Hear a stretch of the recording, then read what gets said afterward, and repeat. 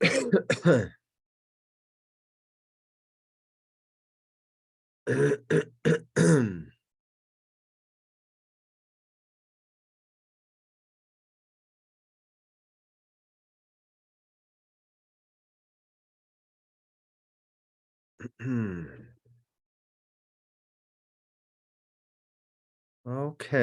let's get everybody in here. Okay, so it's 1 o'clock Friday afternoon. I hope everyone has a good week so far. We're almost finished, but I hope it's been a good week for you. Give me a wave if you can hear me okay. Everybody hear me okay? Great. Okay, good. So it's time for some Latin studies, and I promised you last week that we would not spend any more time talking about identifying parts of speech. So we're not going to do that today. We're going to do something else. What I'd like to do today is start to talk about the details of Latin words so that you can understand why translations are what they are. In Latin reading, you study a lesson, and I tell you the translation for every single word in the lesson.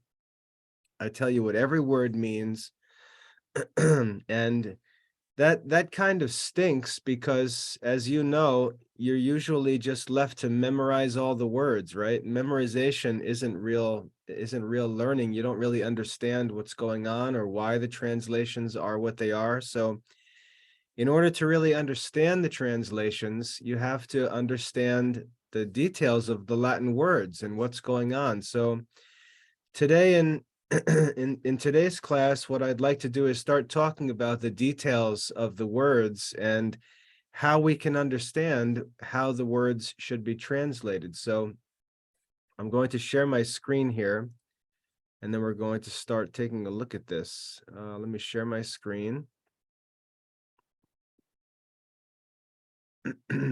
You should see a Latin grammar lesson up on your screen here, and I'll zoom in a little bit so we can make it easier to read.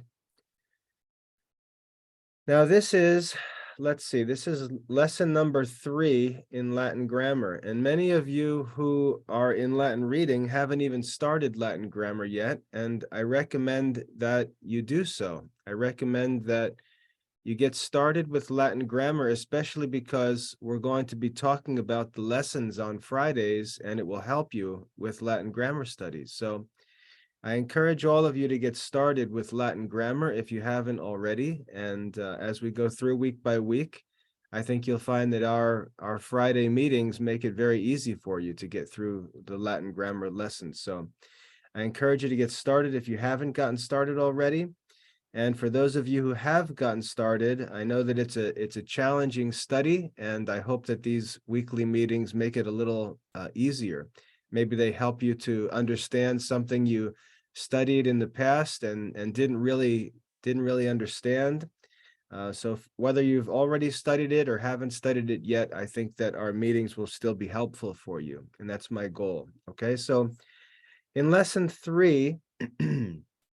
In lesson 3 of Latin grammar, we move to the next step in our study of the Latin language. The first and most important step is just learning how to read the language, learning the Latin alphabet, how it sounds, how the words are pronounced, and so on. That's the first and most important step.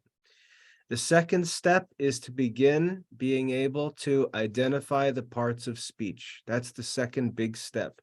And if you can't get past that step, you're just always going to be stuck memorizing words, which really isn't learning the language. It's like a little child who memorizes all the words that his mother teaches him. So he points to things, he says, "What's that? What's that? What's this? What's that?" And he's just told the names of all the different things. That's really not learning language. And if all you can do is memorize the meanings of words, you're sort of like a 2-year-old. You continue to use language like a baby. In order for you to become more mature in the language, to become fluent in the language, you have to start to learn to understand why people say the things that they do and why the words mean what they mean. So we have to be able to identify the parts of speech, which I hope most of you can do better now. And then the reason why we have to identify the parts of speech is so that we can start to learn about the parts of speech, learn the characteristics of the different parts of speech. And then we anytime we look at a word, if we can identify what part of speech it is, we can then apply all of those characteristics that we've learned to that word and understand a lot about that word and how it's to be translated, because we actually understand the language. So that's the challenge, to actually understand the language. And in order for us to understand the language, we have to study the grammar of the language, because that's what grammar is. It's the explanation of why a language is read or spoken or written the way it is. It's an understanding of the language. So what I'd like to get started with today is a study of the different characteristics of the parts of speech. And this is in lesson 3 of Latin grammar. So I'm not making anything up off the top of my head. This is all in the lessons in the curriculum. We're simply going through lesson 3 of Latin Grammar 1. And again, if you haven't started this course, I recommend that you get started with it. All of you are enrolled in the premium student plan, so you have access to any course you want. So it doesn't cost your parents anything for you to add Latin grammar if you haven't already started it. So get started in Latin grammar if you can, and I'll help you through it as we go through week by week. All right. So lesson 3, I want to introduce you to some important ideas. The title of the lesson is the accidents. And this is a weird word. I can still remember when I first learned this word. I was actually in college when I started studying Latin grammar. It wasn't because of my college classes. I went beyond the college classes because I really wanted to understand. And I started collecting old books to study from. And I started to see this word, the accidents of Latin grammar, the accidents. And I thought it was a weird word, because when you hear the word accident, tell me, what do you think of when you hear the word accident? When you hear the word accident, what do you think of? Good, something's wrong, trouble, a mistake, yeah, car accident, right? Somebody gets in a crash and they say, oh no, I've had an accident, okay? Something is wrong, good, that's right. So when I first saw the accidents, I said, what in the world does that mean, the accidents? Now, think about what the word actually means. If I say that I had a car accident, I was driving and I had an accident, what that means is something happened. That's what it really means. It means something happened, something that I didn't plan to happen, something that isn't normal, something that wasn't designed. It just happened. That's what we mean by an accident. So the word accident means something that happens.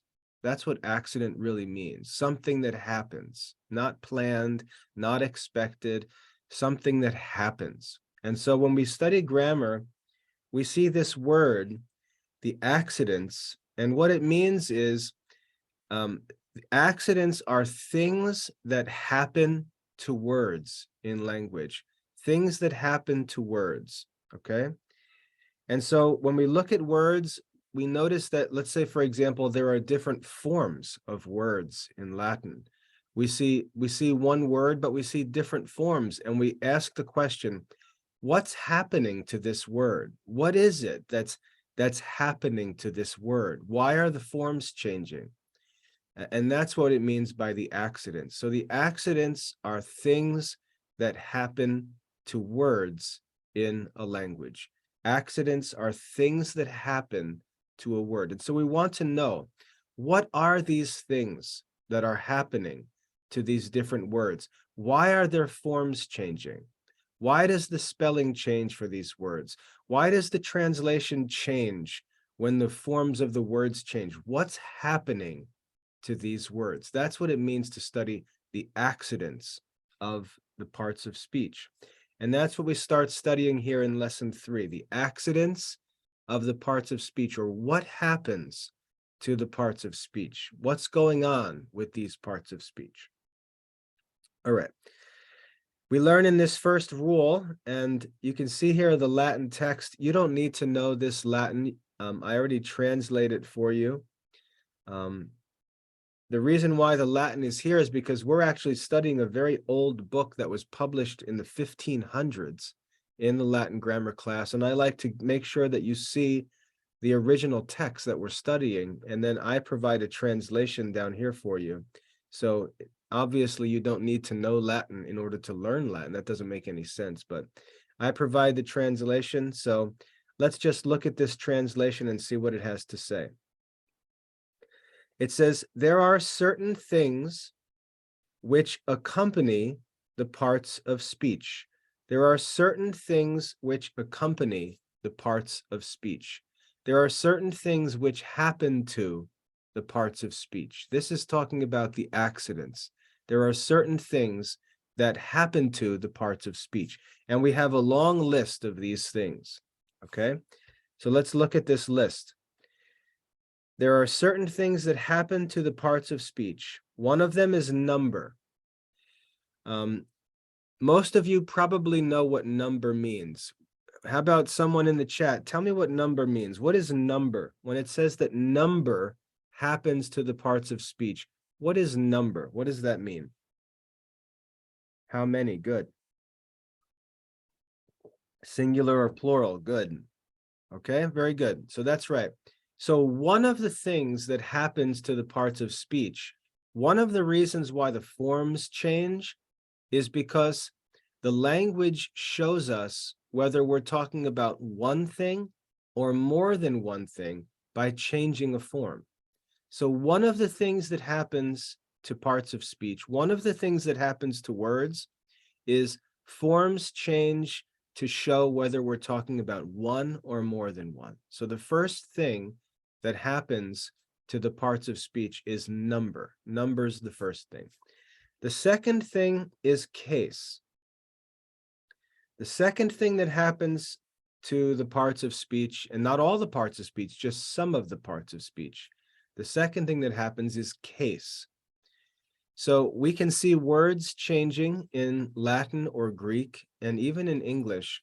And what's happening is that there's a different case being shown in the language by changing the form of the words. Now, we have a hard time understanding case because we speak English, and our language really doesn't show cases. For example, if I say, whose book is this? You might say, it's Melissa's book, or it's the book of Melissa. We don't change the form of the word. We may write an apostrophe S, which is like changing the form, but we can also write of Melissa. And so we can express that idea with a phrase, with a couple different words, rather than just changing the form of the word. So in English, we really don't understand cases because in English, we really don't use cases. We use phrases instead of cases. In Latin and Greek, they don't use phrases, they use cases. They simply change the form of the word to express different ideas, and that's why the translations will change. So if I see, for example, principio, principio will mean the beginning. But if I see principii, it will mean of the beginning. If I see principium, it will mean the beginning, but it will be the object of a verb. If I see principia, it will be a plural. If I see principiorum, a different form, principiorum, it will be showing possession. It'll be a different case. So in Latin and Greek, the forms change to express different ideas, and it totally changes the translation. And so the second thing that happens to the parts of speech, to some of the parts of speech, is case. They express different ideas by cases by changing the forms of the words. And we really don't do this in English, which is why it takes some time to get used to this when we study Latin and Greek. The next thing is gender, and most of you know what gender is. Why don't you tell me what gender is? What does it mean that parts of speech have gender? What does that mean? What does gender mean? Very good, Gianna. Very good, Xavier. Very good, Cecilia. Good. It means that there are, there are three different characteristics of different words, and it's hard for us to talk about these things because it's easy. I noticed one of you, I think Xavier, said male, female, and neuter. And it's not really male because, we're talking about the gender, not of things. We're not talking about the gender of people or the gender of animals.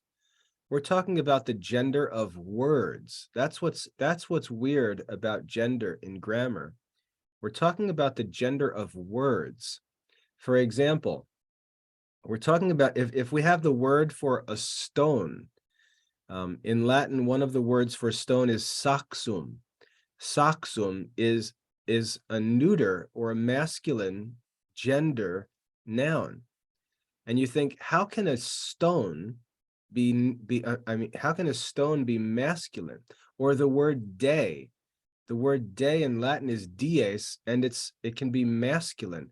How can the word day be masculine? So you see that in language, there's a different idea of what gender means. It doesn't just mean this is a man, this is a woman, and this is a thing. That's really not what gender means. It's a little more complicated than that, because things that aren't even alive, like rocks, still have gender in language. So you're right in saying that it's masculine, feminine, and neuter, but it doesn't simply mean we're identifying boys and girls and things.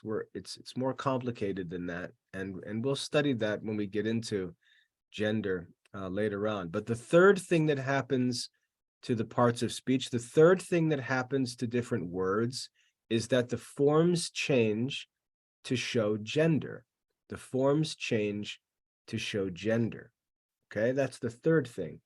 The fourth thing is declension. The fourth thing that happens is declension. The word declension comes from the word decline. What does the word decline mean? What do you know the word decline to mean? What does that mean? To take away, that's good. What does decline mean? What does it mean to decline? Come on, give me some more answers here. To say no, okay, that makes sense. Like if I decline an offer, it means to put it down. That's what it really means. To turn down. Good, Jezreel. Like a hill going down. That's right. So you get the idea. The idea of decline is to go down. The fourth thing that happens to words in Latin is they have declension. And you say, well, what in the world does that have to do with going down? What does that have to do with declining? Well, the reason why we talk about declension and declining in a language like Latin is because every word has one form that's the real name of the thing. There's a real name, and that's the word that we would look up in a dictionary. So if I want to know how to say girl in Latin, does anyone know how to say girl in Latin? Does anyone know how to say girl? Puella, very good. Okay, puella is the Latin word for girl, all right? That's the name for a girl. So if you point to a girl and say, what is that? The Latin answer, the Latin name for a girl is puella. And if you look it up in a Latin dictionary, you'll find the word puella in the dictionary because that's the name for a girl. What's the name for a boy in Latin? Who knows that? Puer, very good. Filius is for son. Puer is boy. Good. So puer is the name for a boy. And if you look it up in the dictionary, you'll find it because it's the name. And we call this the nominative case. the nominative case. But really, the nominative is not a case because it's the name, it's the actual name of the thing. So we have the actual name of a thing, which is what we look up in a dictionary, the name. And then from that name, think of that name sort of standing on top of a hill. And then from the top of the hill, these other forms come down from that name. Okay, so we have Puella at the top of the hill, and then we come down to these other names, these other forms for that word. So we have Puella, we have Puelle, Puellam, Puella, Puellai, Puellarum, Puellis. We have all these other forms that come down from Puella, and that coming down from, that's what's called declension, these other forms that come down from the nominative form or the name. Okay, so that's what declension is.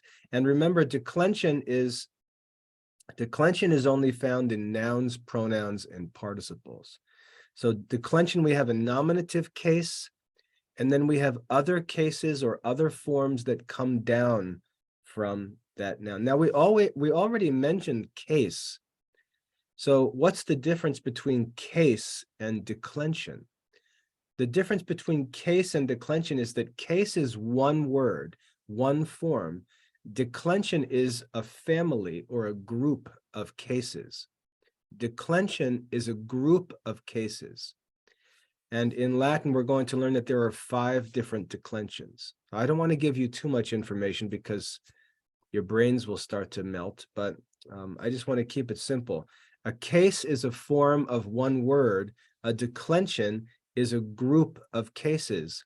There are different groups that follow the same rules or patterns, and they're called declensions. So the 4th thing that happens to parts of speech is they have declension. The 5th thing is they have conjugation. Conjugation.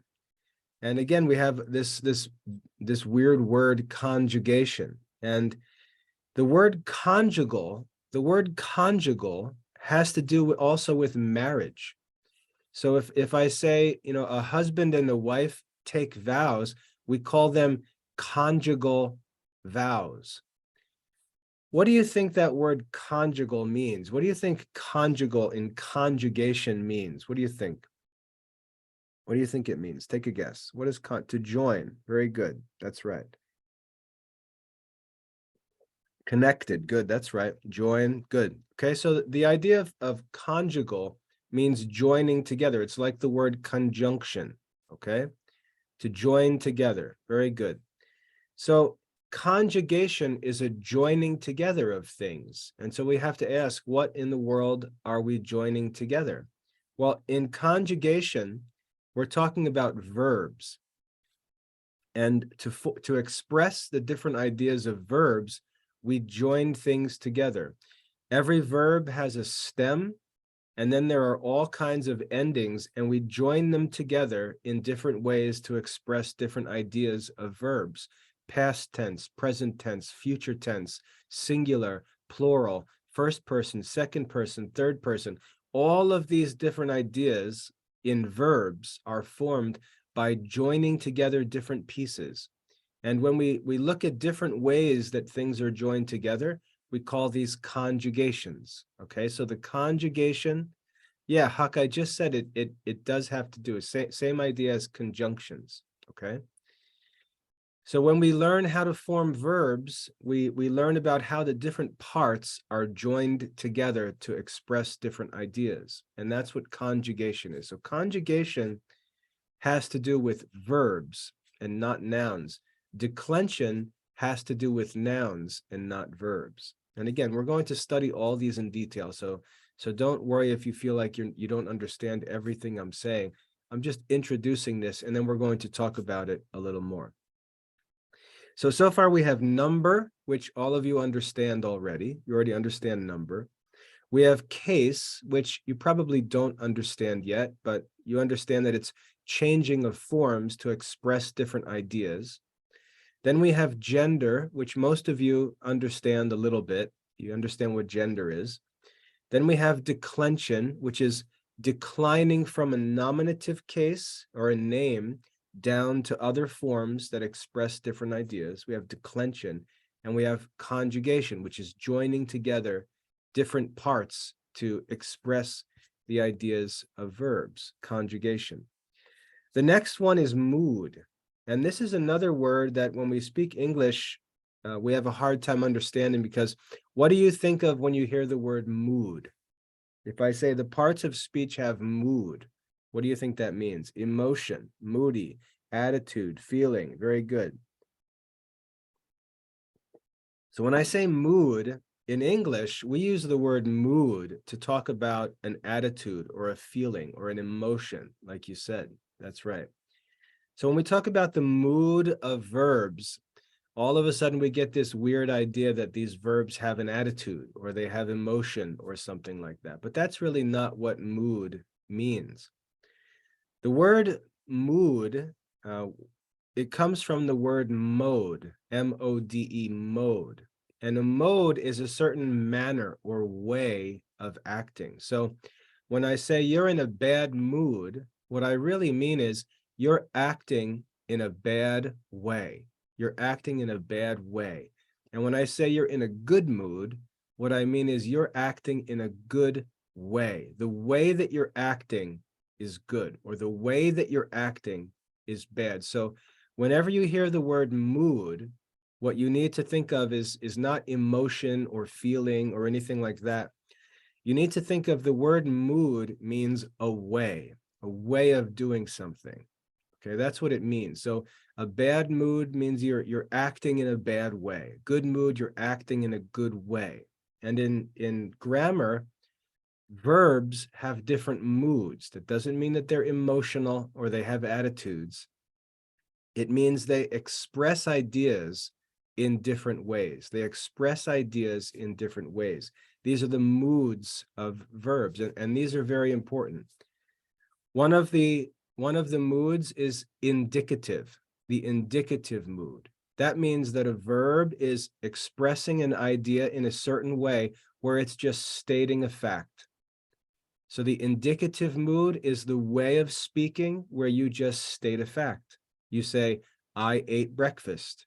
That's indicative. You say, I am studying Latin. That's indicative. It's just simple statement of the fact. Okay? That's one way of speaking with a verb. But if I ask you, what are you doing tomorrow? Well, maybe you don't know what you're doing tomorrow. And so you don't want to talk in a way where you're just stating a fact because you're really not sure. And so what you do, because you're not sure, you change the way that you speak.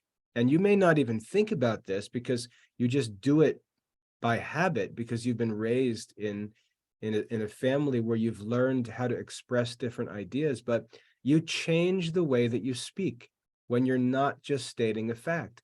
And if someone asks you, what are you doing tomorrow? And you're not sure, you don't say, I'm going to the store tomorrow. You don't speak in an indicative way. You speak in a different way. You say, I may go to the store. I may go to the store. Or you'll say, maybe I'll go to the store. I don't know, maybe.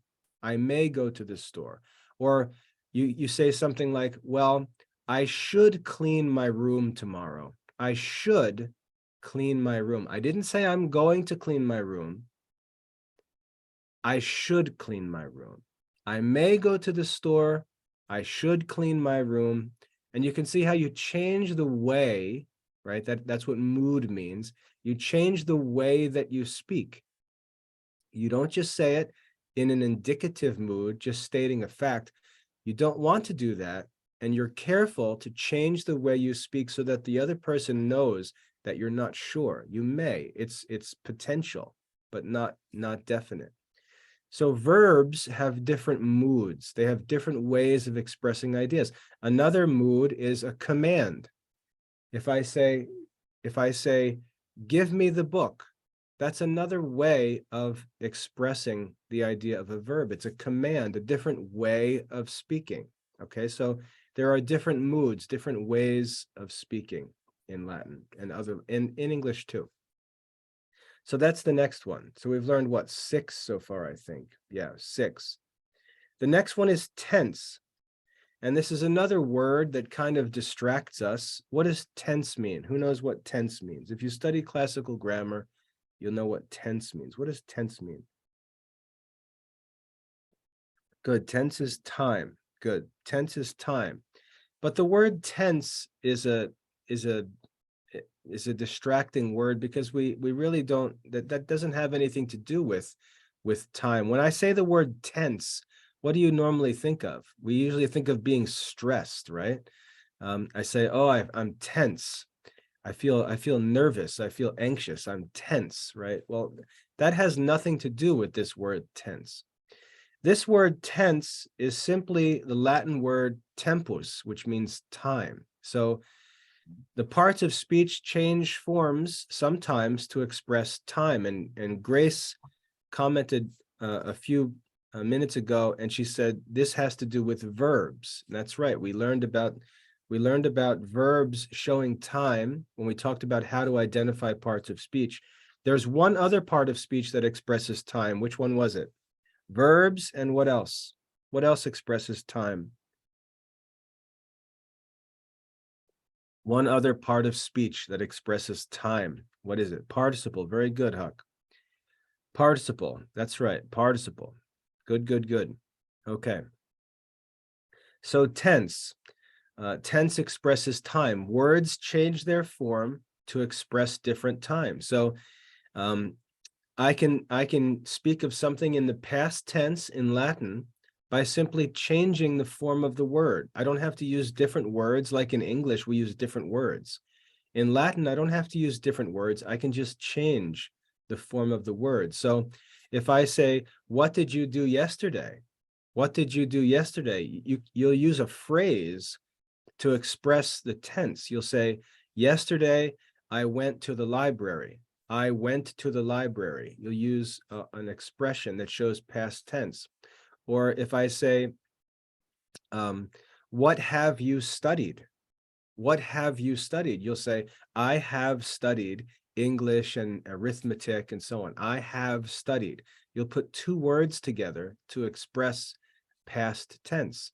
If I say, what are you going to do when you grow up? What are you going to do? You can change the phrase to say, I shall go to college when I grow up. I shall become a lawyer when I grow up. You use a phrase to express a different tense. But in Latin, we don't do that. In Latin, we simply change the form of the word, and that all of those ideas of time are built into the form of the word. So the parts of speech in Latin have tense built into them, and the forms change to show time. And we'll learn about that as we go through grammar.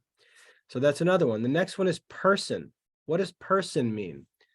You probably know what person means if you study classical grammar. What does person mean?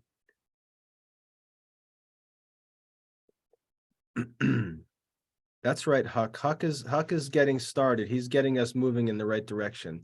He, she, it, those are 3 examples of person. What are some other persons? Man and woman, that's not person. They is good. Them, first, second, and third. Okay, stop there. I saw it come through. Let me see who did that. Who said first, second, and third? Zachary Mushtair got it. First, second, and third person. Okay. In language, there are 3 different persons. 3 different persons. There's first person, second person, and third person. That's what this is talking about here. First person refers to the speaker. The person who's actually speaking is the first person. So when I'm speaking, I use the pronoun I to refer to myself, the speaker. The speaker uses the word I. I can say, I study Latin. I study. That's first person. I can say, you study Latin. You is second person. So think of there's 2 people in a conversation. There's the speaker and the other person. The speaker says I, and when he talks to the other person, he says you. That's the second person. And then there's also third person. So if another person enters the room, the first person says I, he says to the second person, you, and then he talks about the third person and says he, she, or it, or one of the third persons. Anyone's name, for example, if I say Thomas or Mary, that's third person. So we have first person, second person, and third person. In English, we use pronouns to express person. So I say, I study, you study, we study, they study. The verb form stays the same, and I change pronouns. So I use different words to express person in English, but in Latin and Greek, they don't do that. In Latin and Greek, they don't need to change pronouns. They can simply change the form of the word, and the person is built into the form of the word. So person is another thing that happens to parts of speech. And then there's two more, figure and species. Figure and species, and I'm going to talk about these quickly because these are less important for us. Figure and species have to do with whether a word is primitive or derivative. Primitive or derivative. So a primitive word would be a word like, let's say luck. Okay, luck is a simple word, a simple word, and then unlucky would be a derivative word. It's a word that's derived from a simpler word. Okay, luck and unlucky. So that's one other change that happens to parts of speech. They sometimes they're simple, sometimes they're derived. And another thing that happens to the parts of speech is they can be simple or compounded. Like I can take the word dog and then I can join it to the word hot and say hot dog. And a hot dog has nothing to do with hot and dog.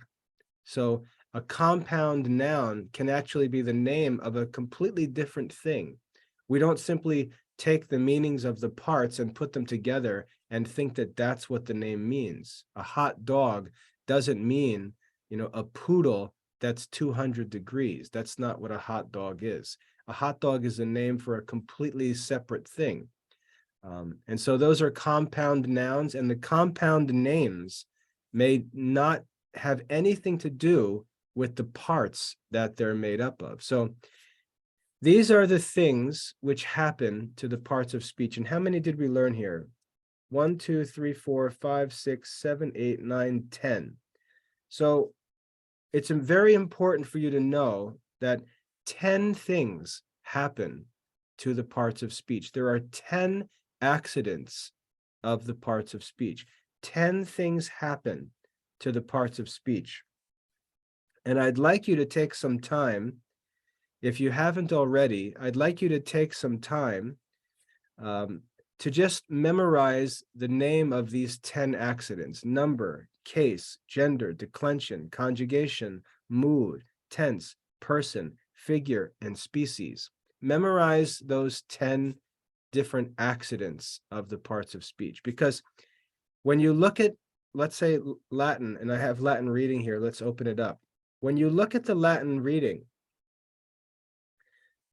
not only are there words that have meanings to learn here, that's sort of the baby way to study, and I tell you all the answers in the lesson.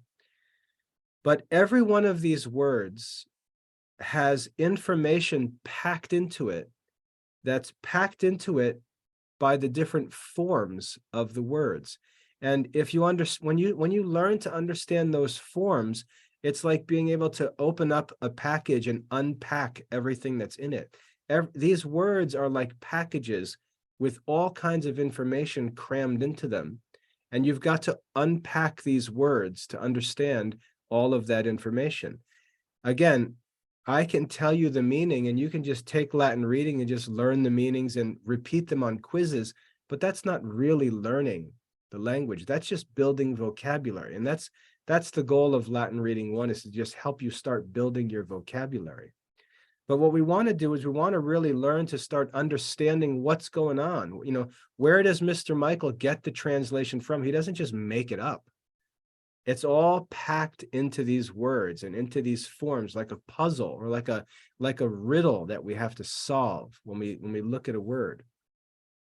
So in Latin and Greek, every word can be like a puzzle that's got all kinds of information packed into it.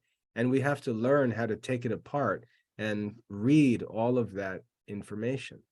And all of that different information, all of the different forms that change and things like that, those are called the accidents of the parts of speech. It's the things that happen to these words that allow them to communicate all these different ideas.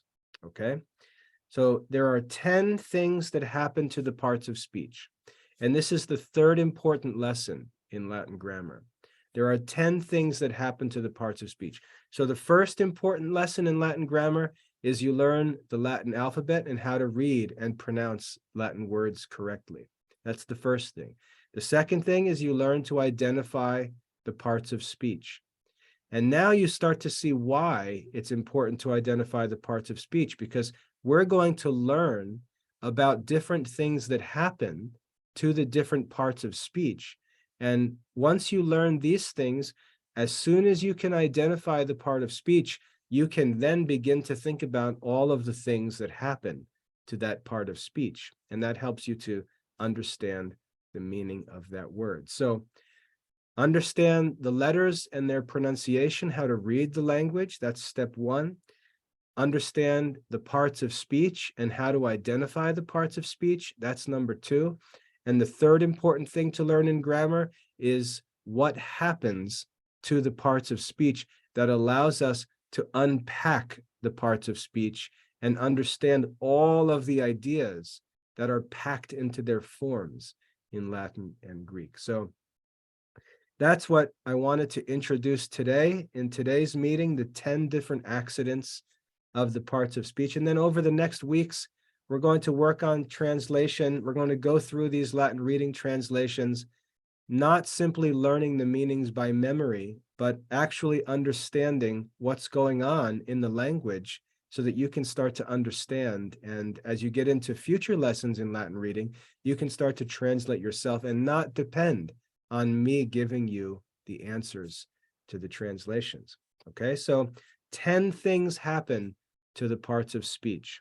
Take some time this week to memorize the names of the 10 things that happen to the parts of speech. Maybe next week I'll have a little quiz and we'll see who learned these 10 things.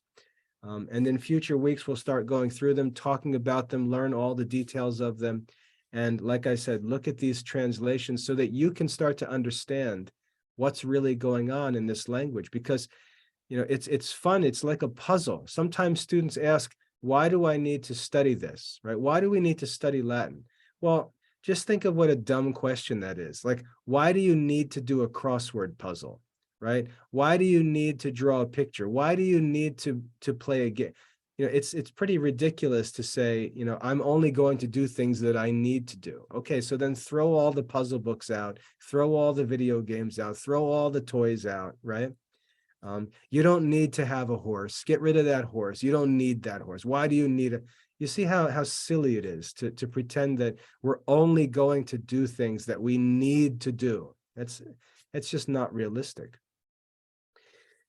One of the reasons why we study Latin is because Latin helps us to understand language. It helps us to read works that have been written by other people in different places at different times. So we're not limited to just our own language, because that's what it means to be uneducated, to know only your own language. That's an uneducated person.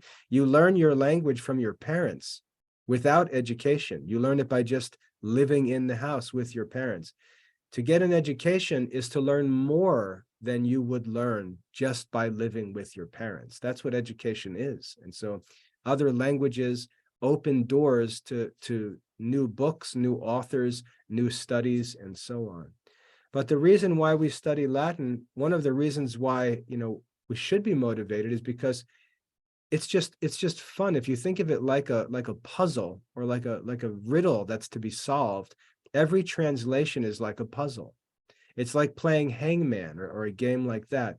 You're told, okay, figure out what word this is, and you've got to start to strategically guess what letters might be in the word. You don't just guess randomly. You start to learn that there's a certain way to go about it to figure out what word it is by guessing certain letters. We enjoy puzzles. They're challenging. They're good for us. It's like mental exercise. Well, Latin is like a puzzle in that the translations, the sentences and the words contain all kinds of hidden information in them. And the challenge is to unpack that information, figure out what exactly the person was writing or saying, and then expressing and proving that these words mean a certain thing. That's sort of the challenge of language studies. So it's like a puzzle. So anyone who complains about studying Latin, they would also have to complain about doing a crossword puzzle or a word find puzzle or something else. If all Latin was a puzzle, it would be good enough because it would provide us with some mental exercise that's good for us. But all of these words have information packed into them. They're like secrets. And when we learn the language, we can unpack these secrets and understand the meanings of these words. And so in future weeks, we're going to continue to learn about this and how all of that works. So today's lesson, like I said, is just to understand the 10 things that happen to the parts of speech. Real quick, let's see how you do. Type the 10 things that happen to the parts of speech. See how many of them you can get, just off the top of your head. What are the 10 things? What are the 10 things that happen to the parts of speech? See how many you can list. Don't enter them one by one. List them all together and see how many you can get. There are 10. How many can you remember? Take your time and think about it. Don't list them one by one. Think of them all, type them all together and see if you can get all 10. Think about it.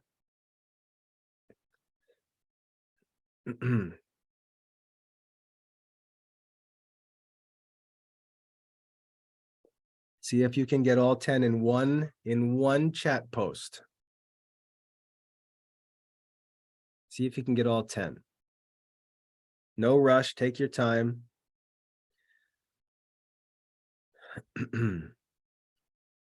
Jezreel, that's good. Hopefully you answered that from memory. Cecilia, that looks good. Xavier got half of them. Samuel got a few of them, not all of them. So good. All right. So let's try this week to learn the names of the 10 different things that happen to the parts of speech.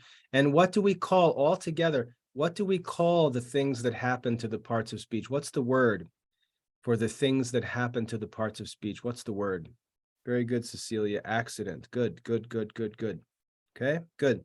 Accidents of the parts of speech. So now you know what the word accident means in grammar. So that shouldn't be confusing anymore. And we'll start to study these beginning next week. But remember, these live classes are just meant to help your studies. So I want you to be studying Latin reading and Latin grammar on your own, working through these lessons, mastering these lessons, completing the quizzes and all that. Hopefully these lessons that we have on Fridays will just help to make these lessons easier to understand and study. That's my goal. It's not going to replace those studies. It's going to make them easier. So if you make sure you get started in Latin grammar, these Friday meetings will help you to get through them, and it won't be very difficult. Plus, you can ask any questions you have, and we'll try to make it as easy as possible. But please do make sure that you're studying Latin reading and Latin grammar, and these Friday classes should help you to get through them pretty easily. Okay, that's all that I have today. It's time for us to start wrapping up. It's 1:53, it looks like. So I'll hang out here for a little while if any of you have any questions, but otherwise you're free to go and get back to your studies, hopefully. But as I said, make sure you're enrolled in Latin grammar and start working through that course, because I'll help you to get through it as we go together. All right. So that's all for today. I hope that's helpful. If you have any questions, you can hang around and ask, and I'll stay until everyone leaves. So if if you're all done and have no questions, you can get out of here, and I'll see you next week. God bless.